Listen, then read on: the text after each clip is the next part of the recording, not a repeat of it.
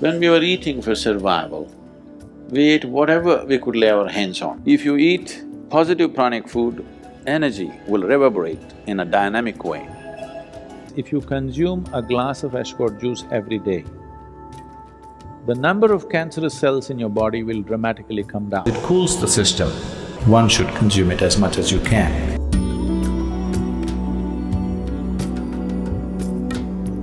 In the yogic culture, we classify foods into three categories: positive pranic food, negative pranic food and zero pranic food. Positive prana means it adds a certain pranic energy to the system when you consume. Negative prana takes away energy from the system. Zero neither adds nor takes away, it's eaten for taste and lethargy. So, if you eat positive pranic food, energy will reverberate in a dynamic way. Particularly, some of the things were very positive are the ash god. The ash god is very highly positive. I think these days you're only hanging it in front of your house or breaking at three corners of the road and giving it to the buffalo, but you are not eating it. No, this is to be eaten. Because the vegetable has such high pranic energy, you put it in front of your home so that there is nice energy. But if there is so much energy to it, isn't it good to put it into you?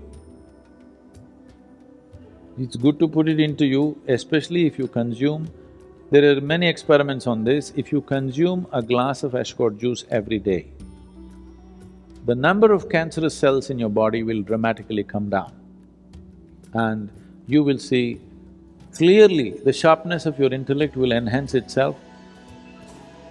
Especially children must drink ashwagandha juice. Daily consumption of ashwagandha, you will see distinctly your mind seems to be clearer and sharper. This will be noticeable within a few weeks of consumption of ashwagandha. You will see, morning you drink coffee, it gives you energy with agitation.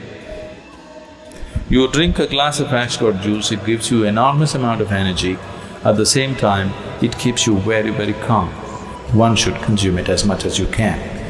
But those of you who are asthmatic, who are susceptible to colds and coughs, such people, if you consume ashwagandha juice, you may immediately have colds because it cools the system.